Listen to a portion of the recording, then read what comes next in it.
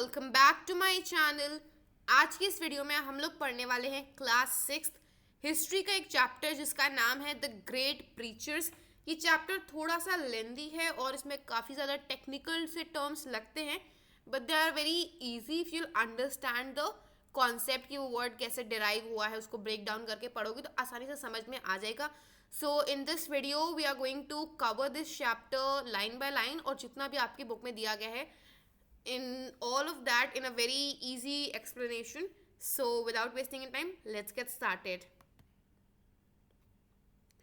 आपकी बुक में एक इंट्रोडक्शन दिया गया है, तो हमने लेटर वैदिक पीरियड के बारे में पढ़ा था पिछले चैप्टर में। पिछला चैप्टर वाज अबाउट दी जो आपकी बुक में है उसमें ऑर्डर में इसके पहले जस्ट पहले जो चैप्टर था वो वैदिक एज था, जिसमें हमने पढ़ा था अर्ली वैदिक पीरियड। उसके बाद आया था लेटर वैदिक पीरियड। तो लेटर वैदिक पीरियड जो अंत हो रहा था उसके बाद जो खत्म आखिरी के जो साल थे, फिनिशिंग ईयर्स, एंडिंग ईयर्स, उसके दौरान जो सोसाइटी थी उसमें बहुत सारे चेंजेस देखे गए।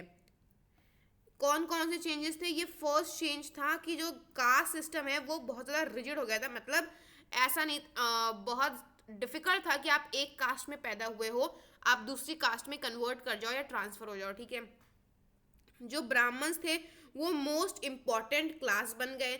शूद्रास के साथ बहुत बुरा हाल किया गया, उनको बहुत ज़्यादा ख़राब तरीके से ट्रीट किया गया, और उनको उनके साथ डिस्क्रिमिनेशन इन द फॉर्म और अनटचेबिलिटी का जो प्रैक्टिस है वो उनके साथ करी गई थी।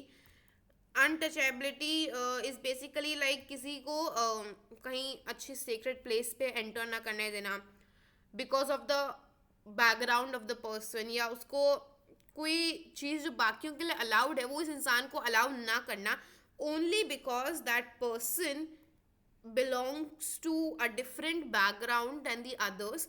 इस केस में वो डिफरेंट बैकग्राउंड ये था कि वो इंसान शूद्रा कैटेगरी से बिलोंग करता था।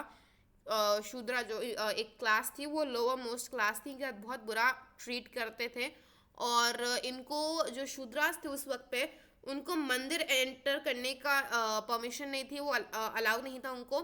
और कॉमन वेल जो एक कुआं होता है जो जिससे बाकी लोग पानी निकाल रहे हैं, उससे इनको पानी निकालना भी अलाउड नहीं था। रिलीजन जो है वो और ज़्यादा कॉम्प्लेक्स हो गया। वो फर्स्ट पॉइंट का ही इलेबोरेशन था, ये सेकंड पॉइंट का है।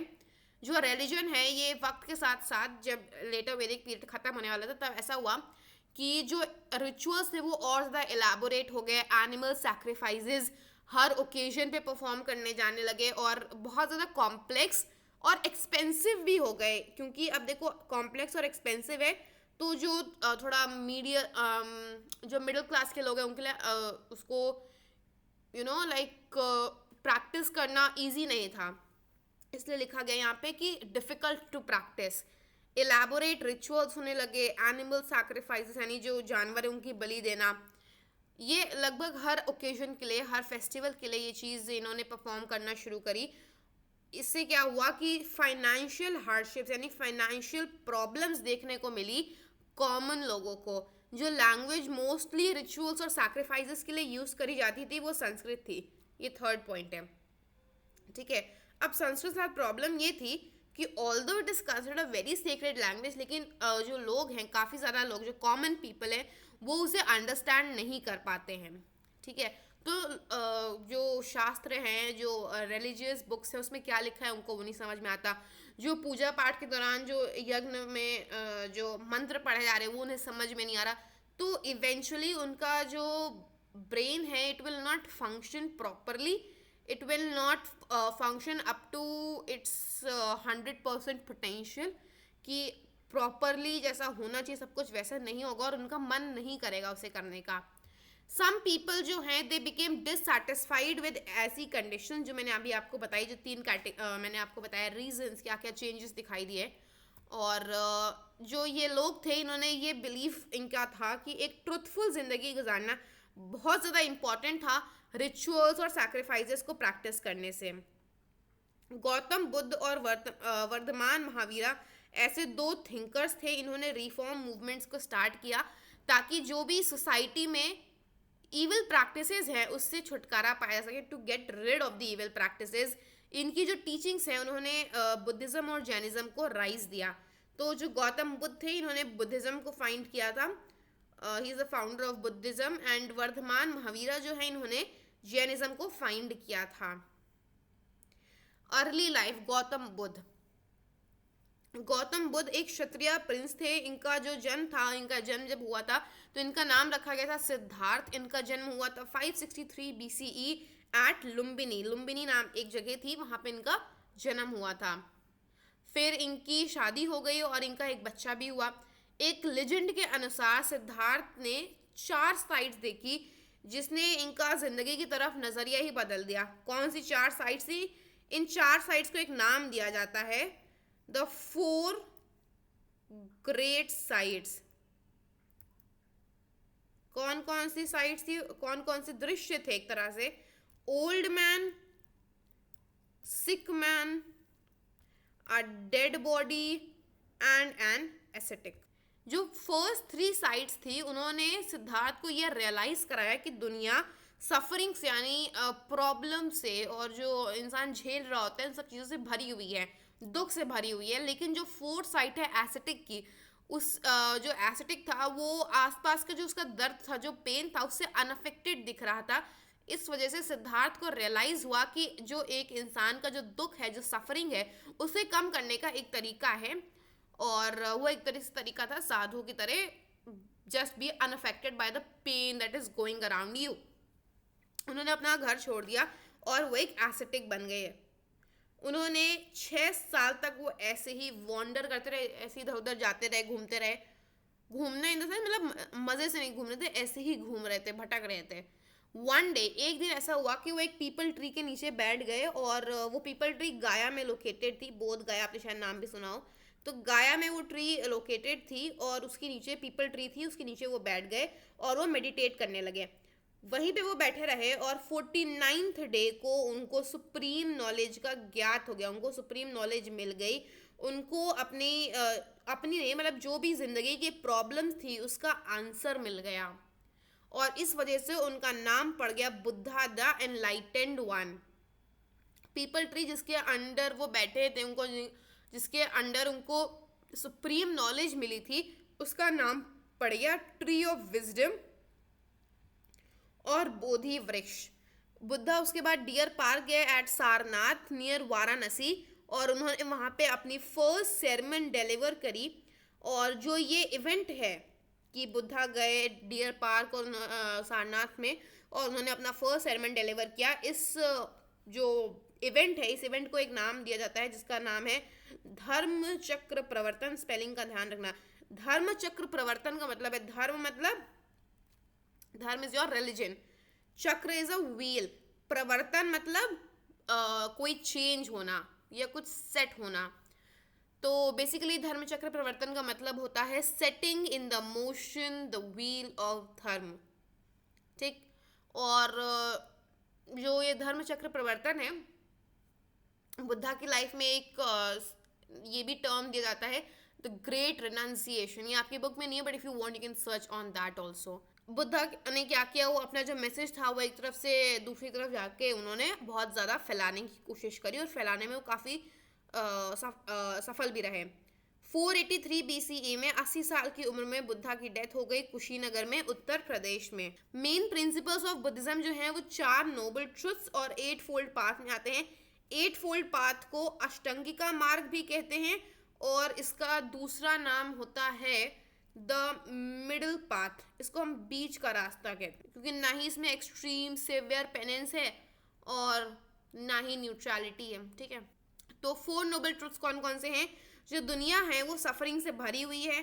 सेकंड ट्रुथ ये है कि जो सफरिंग है उसका कॉज क्या है? डिजायर्स, ख्वाहिशें, एक्सपेक्टेशंस, तमन्नाएं, ये जो हैं ये सफरिंग का रूट कॉज है। जो सफरिंग है उसको ख़त्म करने के लिए इंसान को अपनी डिज़ायर्स को ओवरकम करना चाहिए, एक बार उसको ख़त्म करना चाहिए। इससे क्या होगा, सफरिंग ख़त्म हो जाएगी। एक इंसान अगर अपनी डिज़ायर से ओवरकम कर जाए, उसको ओवरकम कर जाए तो वो अपनी सफरिंग को ख़त्म कर सकता है। अब डिज़ायर कैसे ख़त्म हो? डिज़ायर ख़त्म करने के लिए इंसान को 8 फोल्ड पाथ का पालन करना चाहिए। 8 फोल्ड पाथ कहता है right thought, right belief, right speech, right action, right means of livelihood, right effort, right memory and right meditation. More to know आपकी बुक में दिया गया है। जावा एक इंपॉर्टेंट सेंटर था बुद्धिज्म का, एक जावा लैंग्वेज होती है, वो नहीं एक जगह है, ठीक है, ये एक सेंटर था बुद्धिज्म का। Borobudur in Java is one of the most famous Buddhist monument in the world. World में जो भी बुद्धिस्ट मॉन्यूमेंट उसमें सबसे ज़्यादा फेमस ये है, located in Java Borobudur. It was build by the rulers of the Shailendra dynasty. जो temple है यहाँ पे एट बोरोबुदर बुदोर, ये एक यूनेस्को वर्ल्ड हेरिटेज साइट है, इसलिए थोड़ा इंपॉर्टेंट बन जाता है क्वेश्चन, ठीक है। बुद्धिज्म की टीचिंग्स में और फॉरवर्ड मूव करा जाए तो जो बुद्धा है वो बिलीव करते थे एट फोल्ड पाथ में, और इनका ये मानना था कि एट फोल्ड पाथ इंसान को एक मिडिल पाथ पे लेके चलते हैं, यानी बहुत अमीर भी नहीं, ठीक है, और बहुत गरीब भी नहीं। मिडिल पाथ का मतलब होता है balance life, life of moderation. उनका ये कहना था कि इंसान को ना ही एकदम अमीर ऐश्वर्यानी, एकदम ग्रेट लग्जरी में भी नहीं रहना चाहिए, और ऐसा भी होना चाहिए, ऐसा भी नहीं होना चाहिए कि वो सब कुछ त्याग दें और जाकर सफ़र करे बैठ के। ऐसा जो बैलेंस है लाइफ में, उससे ये हेल्प होगा कि जो इंडिविजुअल है, जो इंसान है, वो मोक्ष यानी निर्वाण को अटेन कर पाए, यानी freedom from the cycle of birth and death, यानी जो पुनर्जन्म वाला जो चक्र होता है उससे इंसान मोक्ष पा पाए, मुक्ति पा पाए, ठीक है। जो बुद्धा है उन्होंने जो रिचुअल्स हैं और जो एनिमल सैक्रिफाइसेस हैं उनको अप्रूव नहीं किया। उनका जो मेन स्ट्रेस था वो इस बात पे था, अहिंसा और non injury to all living things. इनका ये मानना था कि हमारे जो एक्शंस हैं वो डिटरमाइन करते हैं कि हम किस टाइप की ज़िंदगी जिएंगे, विच सेज कि वो बिलीव करते थे इन द कर्म फिलॉसफी, कर्मा में वो बिलीव करते थे। गुड डीड्स आर रिवॉर्डेड, और जो इविल डीड्स होती हैं उनको पनिश किया जाता है। This again comes under Karma. जो बुद्धा है इन्होंने अपोज किया था कास्ट सिस्टम, और उन्होंने इक्वालिटी का जो मैसेज है दुनिया वालों तक फैलाया था, और इस वजह से जो काफ़ी मात्रा में जो शूद्रास थे वो बुद्धिज़्म की तरफ अट्रैक्ट हो गए। Next we have the religious text in Buddhism. इनके जो बुद्धिस्ट सीक्रेट टेक्स्ट होते हैं उनका नाम दिया है Tripitakas, the three baskets written in Pali. जो त्रिपिटिकाज हैं ये कंटेन करते हैं बुद्धा की टीचिंग्स, पाली एक लैंग्वेज उसमें ये लिखे गए हैं। Next you should know that Jataka tales जो हैं ये बुद्धिस्ट लिटरेचर का एक इम्पॉर्टेंट पार्ट फॉर्म करते हैं, और इनमें ये होते क्या है basically, they are stories about previous births of the Buddha. अगर हम बुद्धिज़्म के सेक्ट्स की बात करें तो दो सेक्ट्स में डिवाइडेड है Buddhism, one is Hinayana and other is Mahayana. जो हिनायन बुद्धिज़्म के फॉलोअर्स हैं वो बुद्धा को as a preacher except respect करते हैं, और जो महायान बुद्धिज़्म के फॉलोअर्स हैं वो बुद्धा को एज गॉड वर्शिप करते हैं। Causes for the spread of Buddhism का if I talk about, first very important is simplicity. Buddha ने एलैबोरेट रिचुअल्स और सैक्रिफाइसेस को रिजेक्ट कर दिया, और इस वजह से लोगों का उनकी जो टीचिंग्स है उसको फॉलो करना बहुत ज़्यादा ईजी हो गया। Second is language. बुद्धा ने पाली लैंग्वेज में जो मैसेज है अपना प्रीच किया, और ये वो लैंग्वेज थी जो उस वक्त के जो कॉमन पीपल थे उनके लिए आम भाषा हुआ करती थी, ये आम लोगों की आम भाषा हुआ करती थी। और इस वजह से बहुत सारे जो लोग हैं वो जब आप किसी चीज़ को समझते हो तो आप उसमें इंटरेस्ट लेने लगते हो, तो वैसे ही उनको वो चीज़ समझ में आ रही थी इसलिए वो उसमें इंटरेस्ट लेने लगे और उन्हें और अच्छे से समझ आने लगी, और फिर उन्होंने बुद्धिज़्म को एम्ब्रेस कर लिया। Moving forward the third we have rejection of the caste system. Buddha ने कास्ट सिस्टम को रिजेक्ट कर दिया। उन्होंने ये कहा कि कोई भी इंसान जो कि एट फोल्ड पाथ का पालन कर रहा है वो निर्वाण को अचीव कर सकता है, डिपेंड नहीं करता कि उस इंसान का सोशल ओरिजिन कहाँ है, वो कहाँ पैदा हुआ है, वो कौन सी सोसाइटी में पैदा हुआ है, उसका कौन सा कास्ट सिस्टम है, या किस उसके जो घर वाले हैं वो क्या काम करते हैं। सोशल ओरिजिन से कोई वास्ता नहीं है। अगर इंसान एट फोल्ड पाथ को फॉलो करेगा तो वो निर्वाण को अचीव कर सकता है। बुद्धा ने स्ट्रेस किया ऑन द इक्वालिटी। उन्होंने इक्वालिटी पे बहुत ज़्यादा स्ट्रेस किया, और जो संघा था it was established by the Buddha, इसकी मेन ड्यूटी थी to preserve and spread the teachings of the Buddha. Royal patronage. Buddhism जो है बहुत सारे रूलर्स ने भी उस दौरान बुद्धिज़्म को पेट्रोनाइज किया था।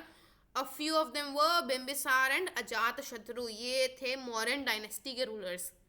बाद में क्या हुआ, जो बुद्धिज़्म है वो central Asia, China, Japan, Tibet, Sri Lanka, Nepal etcetera countries in South Asia में फैल गया। डिक्लाइन का if I talk about some of the factors जो कि रेस्पॉन्सिबल थे for the decline were loss of royal patronage, Shankaracharya's reform movement that enabled Hinduism to regain its earlier position. जब शंकराचार्य ने अपने रिफॉर्म मूवमेंट शुरू करे तो उससे क्या हुआ, जो हिंदुइज्म है वो अपनी जो पहले की असली पोजीशन थी, जो ट्रू पोजीशन थी, वो उसे रीगेन कर गया हिंदुइज्म, ठीक है। और तीसरा ये भी था हिनायन और महायान में जो स्प्लिट हुआ बुद्धिज्म में वो। महावीरा की अर्ली लाइफ में बात करी जाए तो वर्धमान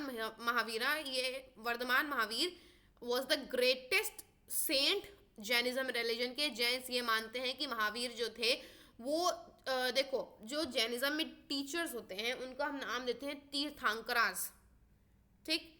24 तीर्थांकराज हुए हैं और जो महावीर थे ये 24वें तीर्थांकरा थे। और जो पहले तीर्थांकर थे वो कौन थे? ऋषभ देव। इनका नाम बहुत सारे लोग नहीं जानते हैं, इसको जान लो, ये आता ज़रूर है लगभग हर पेपर में। Mahavir was born in 540 BC at Kundagrama in Bihar right now.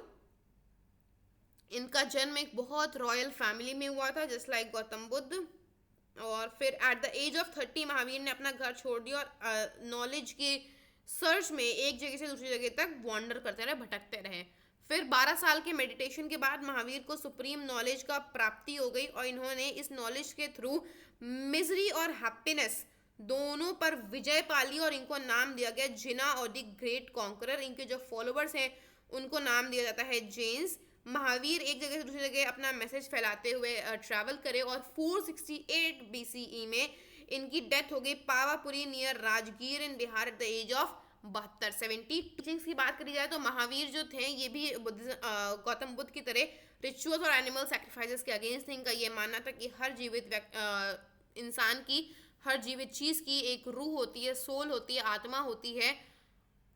और इस वजह से इंसान को ये पता होना चाहिए और उसे ये बात फॉलो करनी चाहिए, the principle of non injury to all living beings, ठीक है। According to Mahavira even though unconscious, अगर आप आपको नहीं पता, आप अनजाने में ही अगर अननोइंगली भी अगर आप एक चींटी को मार देते हैं, आपके पैर से वो मर जाती है, वो भी एक गुनाह है, एक सिन है, एक पाप हुआ, ठीक है। गोल ऑफ लाइफ महावीरा के अनुसार ये था कि जो सोल है, जो रूह है, उसको फ्री छोड़ दो और दोबारा पैदा ना हो इस दुनिया में, दोबारा जन्म ना लो इस दुनिया में। दिस कैन बी अचीव, इसको हम तभी प्राप्त कर सकते हैं, इस गोल को तभी एकम्प्लिश कर सकते हैं जब हम अपने त्रिरत्नास यानी जो जैनिज्म में 3 जूल्स ऑफ लाइफ बताए गए हैं उनका हम पालन करें। त्रिरत्नास कौन कौन से हैं? Right belief, right knowledge and right action. Mahavir caste system में बिलीव नहीं करते, जस्ट लाइक गौतम बुद्ध। इन्होंने कहा था कि अगर एक इंडिविजुअल एक पर्टिकुलर कास्ट में पैदा हुआ है तो it is according to the good and bad deeds of his previous birth. जो भी जिस भी कास्ट में पैदा हुआ है वो उसके पिछले जन्मों का अनुसार हुआ है, अकॉर्डिंग टू दैट। इन्होंने ये सिखाया और ये मैसेज दिया कि कोई भी इंसान अपनी कास्ट की इर्रेस्पेक्टिव, डिपेंड नहीं करता आप कौन सी कास्ट के हो, लेकिन कोई भी इंसान जो है वो लिबरेशन यानी मोक्ष निर्वाण प्राप्त कर सकता था बाय परफॉर्मिंग गुड डीड्स, अच्छे कर्म करके वो मुक्ति पा सकता था। और उन्होंने लोगों से कहा कि वो एक सिंपल लाइफ गुजारे और एक मॉरल कोड ऑफ कंडक्ट को फॉलो करें। महावीर की जो टीचिंग्स हैं ये प्रिजर्व्ड हैं थ्रू दी ओरल ट्रेडिशन। बाद में इनको राइट किया गया था, लिखा गया था in the form of Purvas and Angas. Some later additions जो हैं इनसे उप अंगास और माइनर सेक्शंस बने हैं। उप अंगास का मतलब उप यानी अंगा, अंगा का मतलब होता है पार्ट्स और उप का मतलब होता है माइनर, ठीक है। महावीरा की जो टीचिंग्स है they were written in a form of Prakrit called the Ardha Magadhi, मतलब उसी का एक फॉर्म ऑफ लैंग्वेज है, ठीक है। 2 सेक्ट्स थे, फर्स्ट वाज दिगंबरास और दूसरा था श्वेतांबरास। जो दिगंबरास थे ये स्काई क्लैड कहा जाता था इनको, और जो श्वेतांबरास है इनको हम वाइट क्लैड कहते थे। कोई मेजर डिफरेंसेस नहीं है दोनों सेक्ट्स के बीच में, सिवाय कोई मेजर डिफरेंसेस नहीं है दोनों सेक्ट्स के बीच में, सिवाय इस बात के जो दिगंबरास थे ये इंसिस्ट करते थे कि कोई भी कपड़ा ना पहना जाए, no clothes to be worn. वहीं पर जो श्वेतांबरास थे इनका मानना था कि वाइट क्लोथ्स पहनना चाहिए।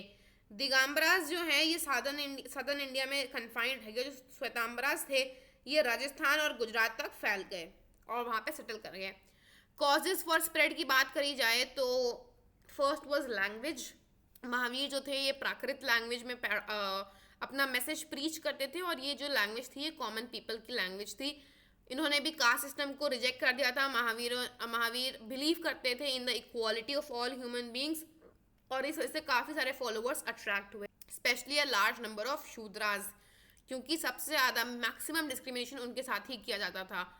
रॉयल पेट्रोनेज, मेनी किंग्स जो थे, राजा थे उस समय के, उन्होंने इस रिलीजन को पेट्रोनाइज किया, जैनिज्म को पेट्रोनाइज किया, जिसकी वजह से वो और ज़्यादा मशहूर और ज़्यादा पॉपुलर हो गए। डिक्लाइन कैसे हुआ? बुद्धिज्म और हिंदुइज्म से कॉम्पिटिशन के वजह से हुआ। जैनिज्म जो है उसको growing influence and popularity of Hinduism और बुद्धिज्म दोनों से कम्पीट करना पड़ रहा था। इस वजह से उसकी जो फॉलोअर्स हैं उनको सस्टेन करना बहुत ज़्यादा मुश्किल हो गया, क्योंकि उस वक्त हिंदुइज्म का भी रिफॉर्मेशन चल रहा था, मतलब वापस से वो और अच्छा बन रहा था। लैक ऑफ पॉपुलर प्रीचर्स, जैसा कि मैंने आपको बताया कि जो महावीर थे ये 24वें तीर्थंकर थे और ये लास्ट थे। इनके बाद कोई तीर्थंकर आया नहीं, कोई पॉपुलर जैन रिलीजियस प्रीचर्स हुआ नहीं जो कि इफेक्टिवली अपना जो मैसेज है, जो टीचिंग्स है जैनिज्म की, उसको स्प्रेड भी करे और साथ ही साथ सस्टेन भी करे। Third is loss of royal patronage. Powerful rulers जो हैं उन्होंने अपना जो सपोर्ट है उसको विड्रॉ कर लिया, और जो रॉयल पेट्रोनेज वजह से उसका लॉस हो गया, और इस वजह से जैनिज्म की डिक्लाइन देखी गई। Similarities if I talk about, first one is opposition to animal sacrifice and elaborate rituals. जो दोनों रिलीजन्स थी इन्होंने एनिमल सैक्रिफाइस को अपोज किया और इन्होंने क्रिटिसाइज किया इलेबोरेट रिचुअल्स और सेरेमनीज को। Second point, criticism of the caste system. Jainism और बुद्धिज्म दोनों ने ही प्रीच किया इक्वालिटी का और कास्ट सिस्टम को रिजेक्ट कर दिया। तो इक्वालिटी प्रीच किया और rejected the caste system. Belief in non violence, मोक्ष एंड निर्वाण। इन तीन प्रिंसिपल्स पे दोनों रिलीजन्स ने विश्वास किया और बिलीव किया, नॉन वायलेंस, मोक्ष एंड निर्वाण। Both religions emphasize non-violence and the concept of liberation and nirvana, that is enlightenment. liberation मोक्ष एक चीज है, ठीक है, मुक्ति पाना, और निर्वाण एनलाइटनमेंट। फिर next point is emphasis on good deeds. दोनों ने, बुद्धिज्म और जैनिज्म ने, स्ट्रेस किया है importance of performing good deeds. Use of common language क्या है? दोनों ही रिलीजन्स ने लैंग्वेज में जो बोली जाती थी कॉमन लोगों के द्वारा, उस लैंग्वेज में प्रीच किया, और इस वजह से जो उनकी टीचिंग्स है वो एक्सेसिबल बन गई। ट्रेडर्स, क्राफ्ट्समैन एंड पीजेंट जो है, इनको ये दोनों तरफ ड्रॉ हो गए बुद्धिज्म एंड जैनिज्म में, क्योंकि इनको ये रिलीजन्स बहुत सिंपल लगे प्रैक्टिस करने के लिए। If I talk about the differences, Buddhism जो है वो एक्सट्रीम पेनेंस पे अपोज करता है उसे, और इंस्टेड वो एक balance life, that is 8 fold path, Ashtangika Marg पे चलने का हमें सीख देता है। वहीं पे जैनिज्म सिवियर एक्सट्रीम पेनेंस पे विश्वास रखता है, स्ट्रेस करता है। बुद्धिज्म में इंपॉर्टेंस दी गई है नॉन वायलेंस पे, पर जो स्ट्रेस है वो बहुत ज़्यादा सिवियर नहीं है। वहीं पर on the other hand Jainism में स्ट्रेस और नॉन वायलेंस इज सिवियर, और बुद्धिज्म जो है बहुत सारी फॉरेन कंट्रीज में स्प्रेड कर गया, लेकिन जो जैनिज्म है वो कभी भी भारत के बाहर स्प्रेड नहीं कर पाया। That's all for this video. I hope आपको सब कुछ अच्छे से समझ में आ गया होगा। Any doubts that you have, you are most welcome to ask me in the comment section of this video. आपको क्लास 6 का जो भी चैप्टर पढ़ना हो, do let me know in the comment section of this video for chapter history, और class 7 का history, physics, chemistry, biogeography, जो भी चैप्टर पढ़ना हो, do let me know in the comment sections. And that's all for this video. I hope आपको बहुत अच्छी लगी, आपको सब कुछ समझ में आया हो। And if this video was helpful for you, then do give it a thumbs up, share it with your friends, and also don't forget to subscribe my channel. Bye bye and take care. I'll see you soon in my next video.